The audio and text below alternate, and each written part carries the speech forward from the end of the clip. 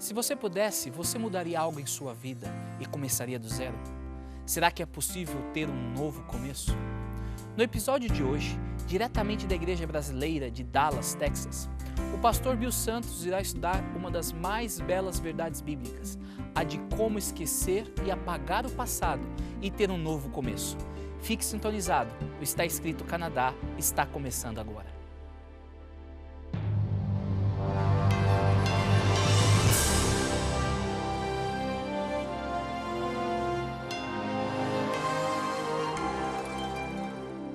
Venceu a prova do tempo. O livro de Deus, a Bíblia. Ainda relevante neste mundo complexo. Está Escrito Canadá, partilhando mensagens de esperança ao redor do mundo.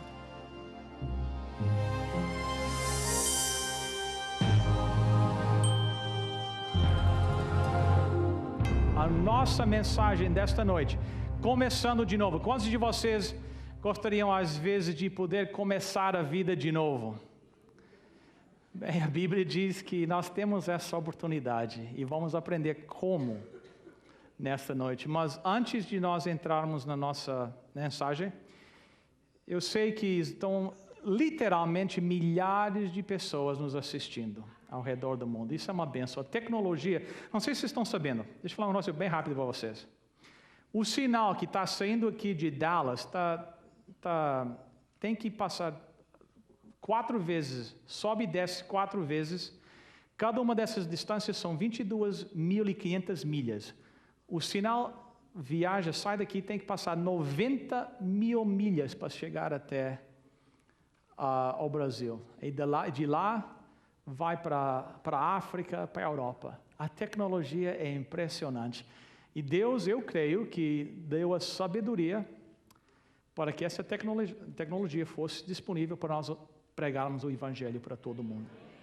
Então nós temos que agradecer a nossa equipe técnica, tanto aqui em Dallas, o pessoal do Media Center na Califórnia, quanto a nossa equipe lá no Novo Tempo no Brasil, o pessoal da TV Esperança que está transmitindo, o pessoal do Hope Channel, muito obrigado. Isso tem sido uma colaboração entre vários ministérios com um só propósito: ver almas transformadas para o reino de Deus.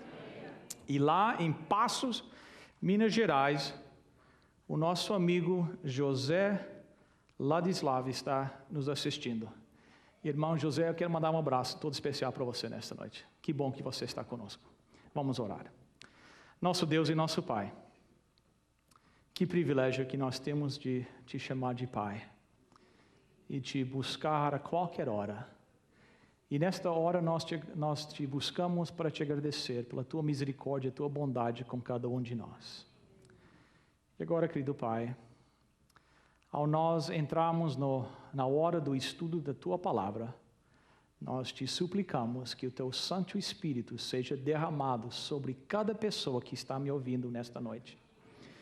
Em qualquer continente que eles se encontram, de qualquer jeito que a mensagem esteja chegando lá, que o teu Santo Espírito possa prepará-los para um encontro especial contigo nesta noite.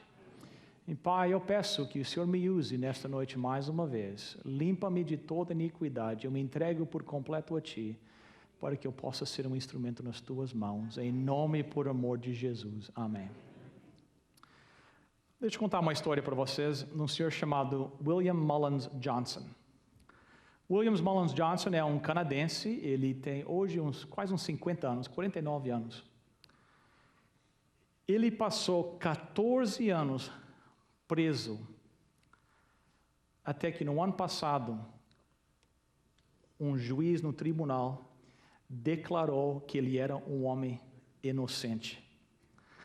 Ele disse que quando ele saiu da corte, onde o juiz tinha declarado ele inocente, ele queria dançar de tanta alegria. Deixa eu contar o que aconteceu. Quando ele tinha 34 anos, ele foi achado culpado na morte da sua sobrinha de 4 anos. O que tinha acontecido? Os pais da menina tinham saído e pediram que ele tomasse conta dela. E nisso ela foi sequestrada. e foi morta. E todas as evidências apontavam para ele. E ele declarava a sua inocência, mas ninguém acreditava. Aí foi levado preso, foi para o tribunal, e eles usaram evidências de nós dizemos em inglês patologista, que era patologista pediatra, um especialista chamado Charles Smith. Este homem, um expert, apresentou as evidências que, naquilo que ele falou, provava que Williams Mullins Johnson estava culpado.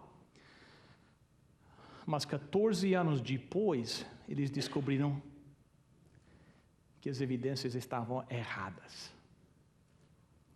E ele passou 14 anos preso por um crime que ele não cometeu.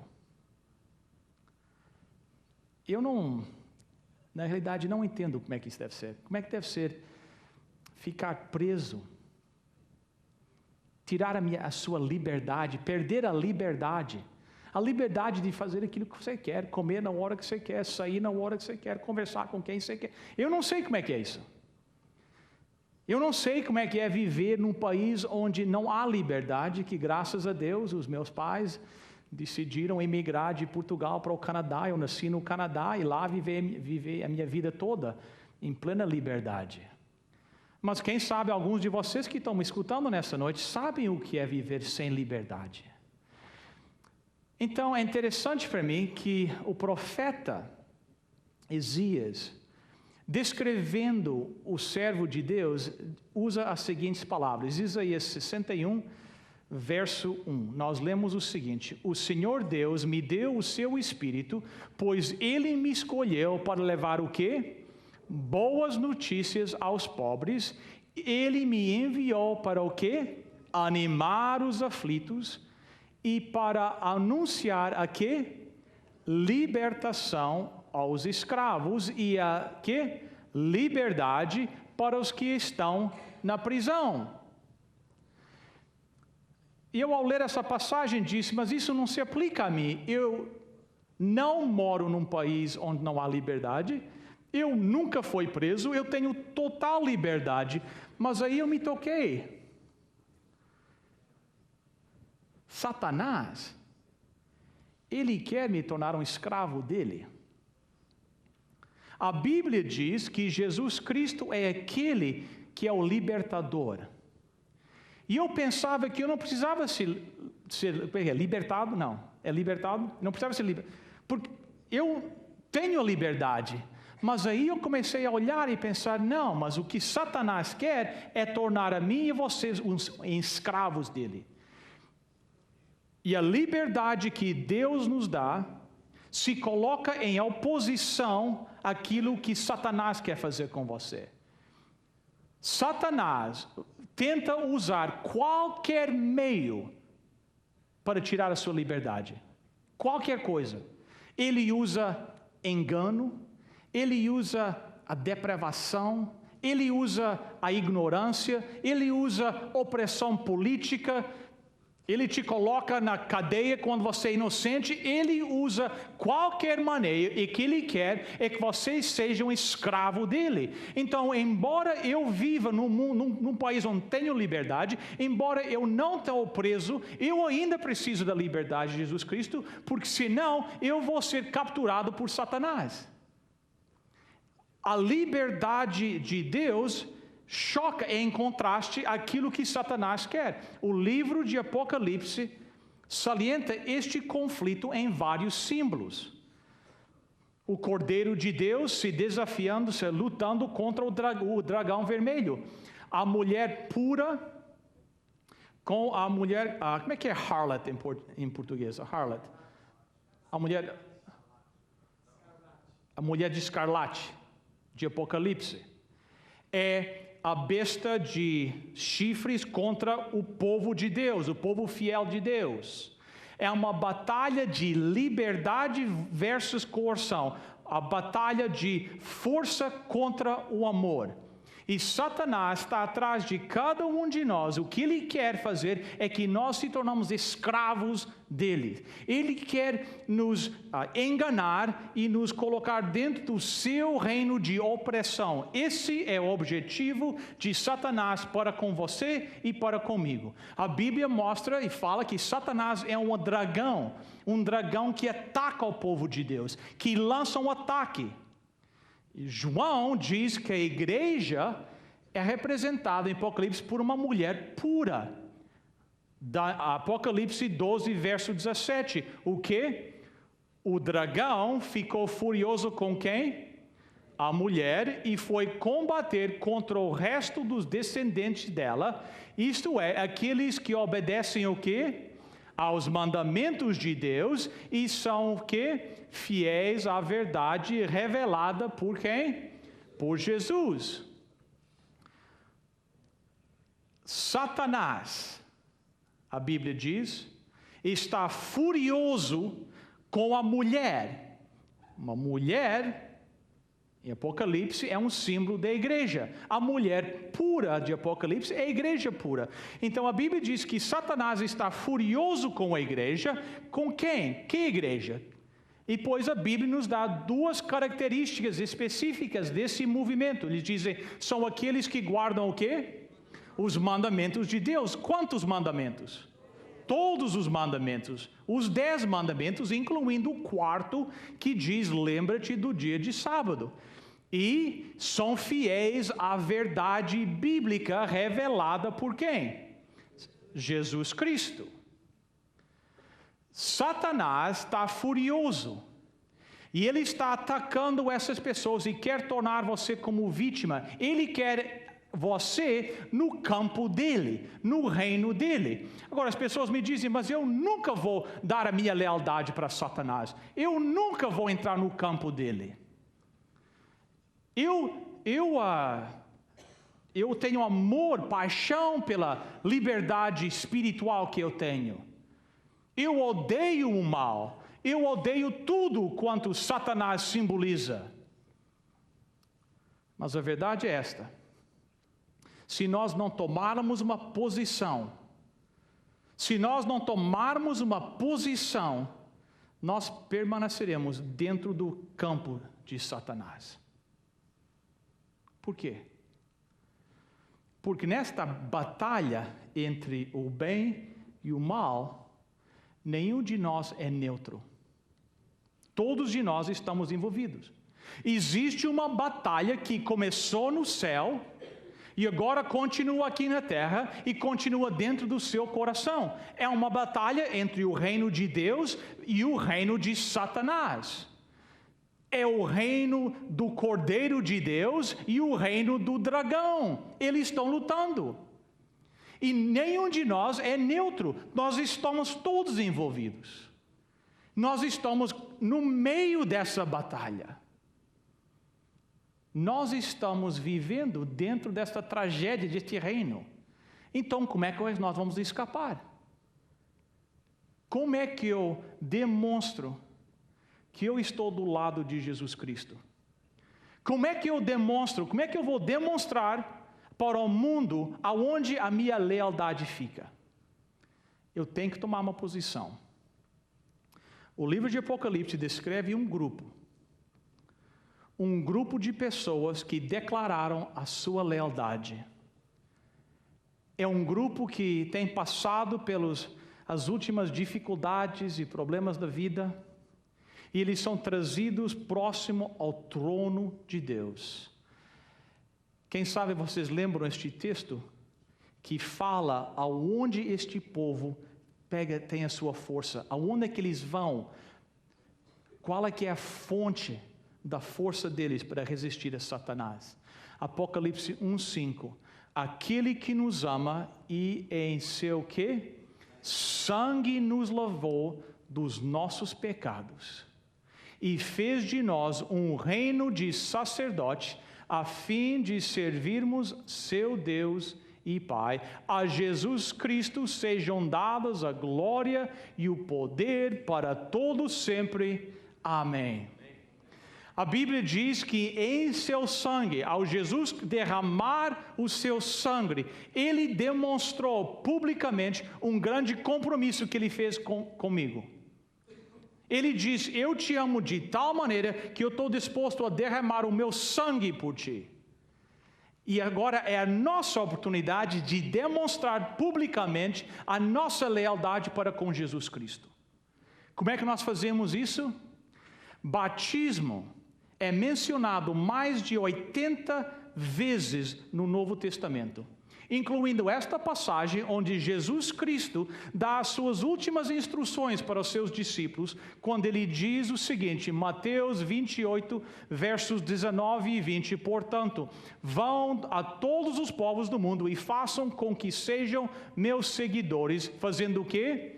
Batizando esses seguidores em nome do Pai, do Filho e do Espírito Santo, e ensinando-os a quê? A obedecer quanto? A tudo que tenham ordenado a vocês. E lembrem disso, eu estou com vocês todos os dias, até quando? Até o fim dos tempos. No Novo Testamento, o batismo é o símbolo do meu compromisso com Jesus Cristo. O batismo é um símbolo da minha declaração pública de que lado eu estou nesta guerra do bem contra o mal. Ser lavado no sangue de Jesus Cristo quer dizer ser batizado como uma demonstração pública de quem é que é o meu líder na minha vida. O livro do Apocalipse nos mostra que é Satanás, que é Jesus Cristo, que se coloca em oposição a Satanás.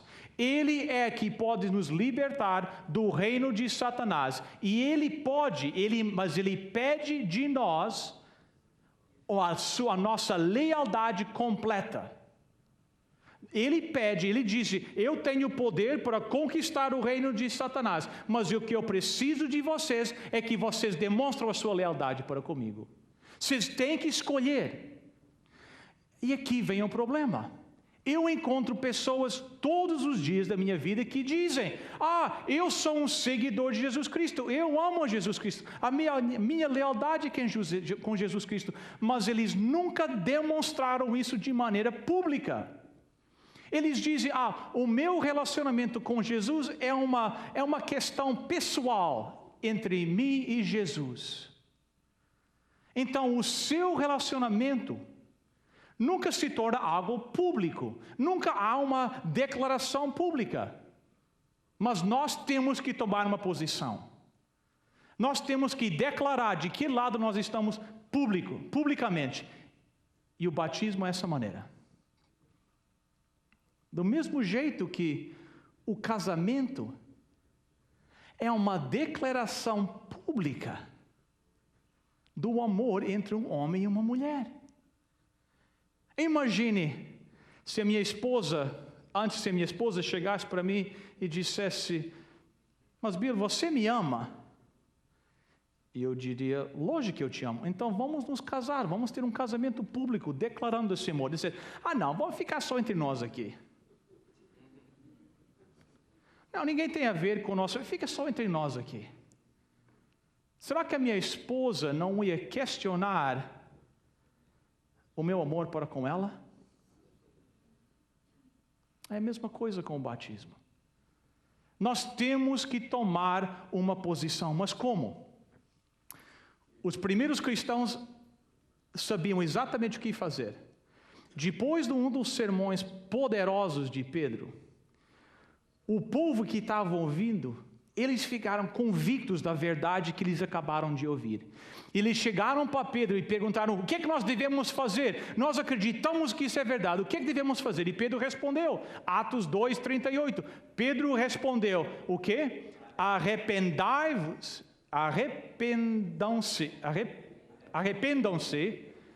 De vez em quando é um sufoco, né? Pedro respondeu, arrependam-se e cada um de vocês seja o quê? Batizado em nome de Jesus Cristo, para que os seus pecados sejam o quê? Perdoados, e vocês receberão de Deus o quê? O Espírito Santo. Estas eram pessoas que tinham acabado de escutar este sermão e eles aceitaram que Jesus Cristo era o Salvador. Esse é o meu Salvador, eu quero seguir a Jesus Cristo. E chegaram para Pedro e disseram, o que é que nós devemos fazer? E Pedro diz, tem duas coisas que tem que fazer. Primeiro, tem que se arrepender dos seus pecados e vocês têm que ser batizados. Porque ao ser batizado e arrepender dos teus pecados, todos os seus pecados serão o quê? Perdoados.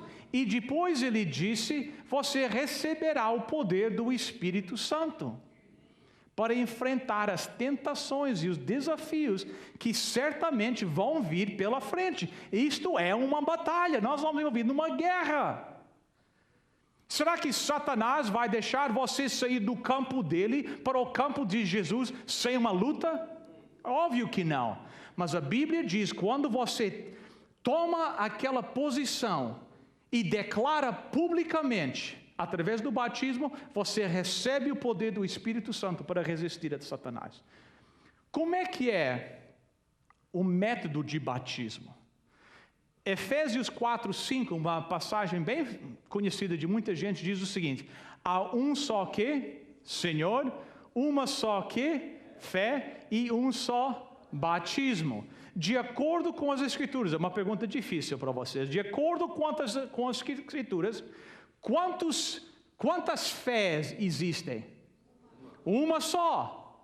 É a fé em Jesus Cristo, é na graça e misericórdia de Jesus Cristo. De acordo com a Bíblia, quantos senhores existem? Um só, Jesus Cristo, o nosso Senhor. E de acordo com a Bíblia, quantos métodos, quantas maneiras de ser batizado existem? Apenas uma. Como é que será que Jesus Cristo foi batizado? Eu acho que Jesus é um bom exemplo para nós seguirmos, vocês não acham? No batismo de Jesus Cristo, ele mais uma vez estava usando a sua própria vida como um exemplo para nós. Vamos ver como Jesus foi batizado. Marcos 1:9. Nessa ocasião, Jesus veio de Nazaré, uma pequena cidade da região de Galileia, e foi batizado por João Batista. Aonde?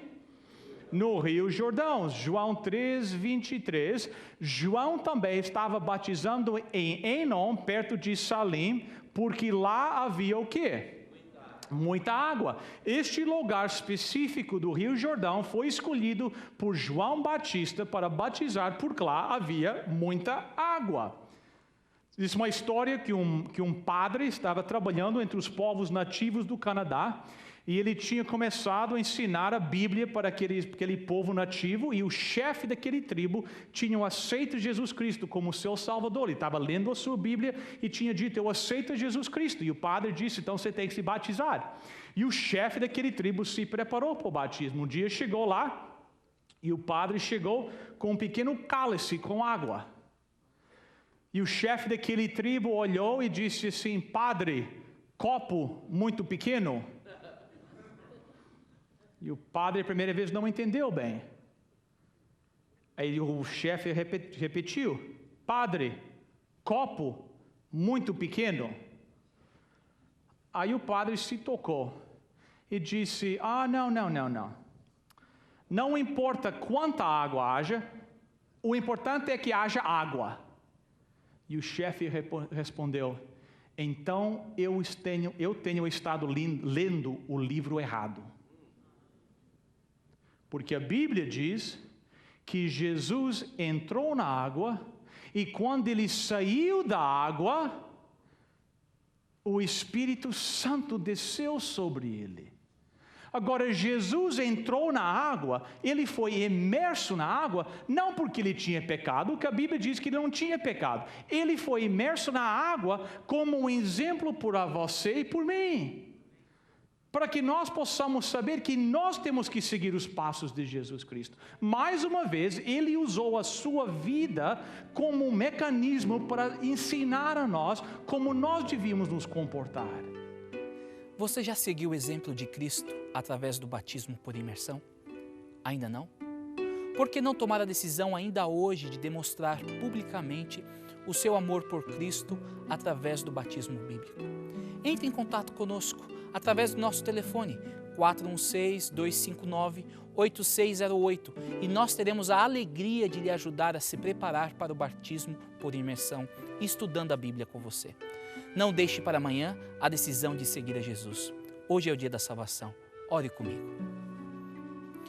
Querido Pai, agradecemos pelo maior presente que o céu pôde oferecer, Jesus Cristo. E queremos entregar a nossa vida em completa submissão em resposta ao amor demonstrado na cruz. Aceita a nossa decisão. Em nome de Cristo oramos. Amém.